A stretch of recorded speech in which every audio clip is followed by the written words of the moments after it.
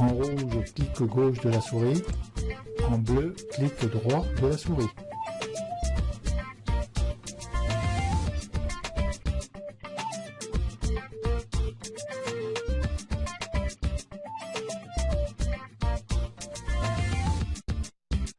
Nous allons maintenant voir avec cette leçon comment modifier l'affichage des photos dans Lightroom. Ceci pour mieux afficher nos photos, pour les voir mieux, et aussi pour mieux travailler avec. Dans Lightroom, vous avez différentes sortes d'affichage. Ces sortes d'affichage sont ici. Lightroom 3 jusqu'à Lightroom 5, vous avez tous ces affichages qui sont là. La détection ici des personnes, c'est-à-dire c'est la détection exactement des visages, il n'y sera que dans Lightroom CC, le dernier Lightroom. Alors nous verrons cette détection de visage vraiment en fin de tutoriel. Là, nous sommes ici actuellement en mode grille, c'est-à-dire nous avons une présentation comme ça de nos photos. Et on peut éventuellement ici agrandir et réduire les vignettes pour en voir plus ou pour en voir moins, ou sinon on peut prendre ici l'ascenseur pour pouvoir monter et descendre dans les images. Dans ce mode grille, lorsqu'on appuie sur la touche tabulation, on va faire disparaître les deux côtés et là on va pouvoir voir totalement la grille sur notre écran. Quand on lâche la touche tabulation, on retombe ici avec les deux fenêtres latérales de droite et de gauche. Vous pouvez aussi enlever la fenêtre latérale de droite simplement en cliquant ici. Là, vous avez enlevé la fenêtre latérale de droite et en allant ici à gauche, sur l'autre petit curseur, vous pouvez enlever cette fenêtre-là. Afin de faire revenir les fenêtres latérales, alors soit vous restez ici, vous voyez la fenêtre latérale, ou soit vous voulez de nouveau l'intégrer dans l'écran, vous y cliquez ici, elle est de nouveau intégrée, et là, ici, il suffit de revenir sur la flèche, et là, vous réintégrez la fenêtre de droite à l'écran. Voilà pour ce qui est cet affichage-là. Alors vous avez un deuxième affichage qui est l'affichage loupe. Alors cet affichage va vous permettre de naviguer dans les photos. C'est-à-dire ici nous sommes en loupe. Si je clique, vous voyez que là quand je me déplace, il y a une loupe sur le curseur. Il suffit que j'appuie et je me retrouve en loupe. Là j'ai une main.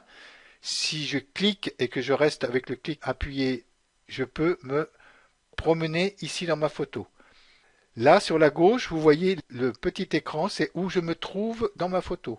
Alors, si je veux, vous voyez, quand je passe sur l'écran, il y a un moment donné, il y a une petite main. Là, je vais pouvoir aussi aller dans la photo à l'endroit où je veux aller plus rapidement. Par exemple, si je veux aller, par exemple, sur cette maison-là, je vais pouvoir y aller plus rapidement. Avec la molette de la souris, je peux aussi, en tournant la molette de la souris, faire monter et descendre l'affichage. Où on voit ici qu'on fait monter et descendre l'affichage.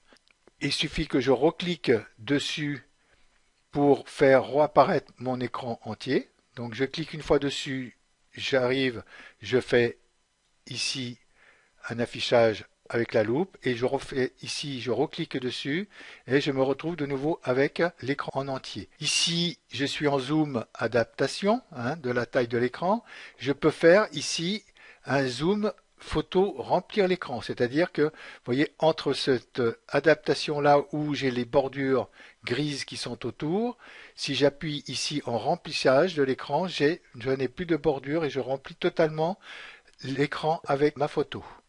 Ensuite là j'ai différents zooms, j'ai le zoom de photo à 100%, donc on revient au zoom qu'on avait ici quand on avait cliqué sur la souris. Ici j'ai un zoom, les zooms personnalisés, de 1/16, donc là je réduis carrément ma photo et là je vais pouvoir choisir plusieurs zooms dedans. Alors si vraiment je veux serrer un maximum, vous allez voir là que là je suis ici dans la photo, vous voyez, et je vois vraiment plus rien, c'est pixelisé. Donc on peut ici, donc il ne faut pas non plus trop zoomer parce qu'on arrive à avoir des pixels.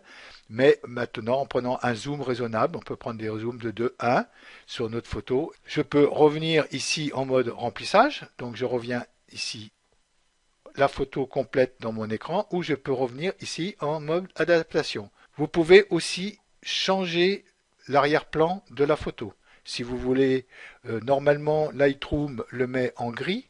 parce que c'est ce qui reflète le mieux vos photos. Mais si vous faites ici un clic droit, vous pouvez choisir une autre couleur d'arrière-plan, par exemple du blanc. Hein, ou vous pourrez choisir du très foncé, du gris très foncé.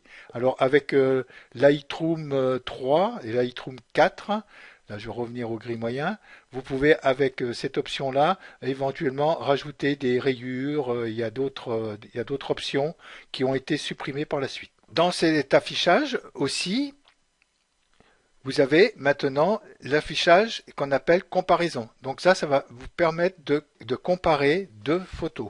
Alors pour choisir les photos aussi dans l'affichage, vous avez la bande déroulante ici. Il suffit de cliquer ici sur la photo et vous avez choisi une autre photo et ainsi de suite. Hein.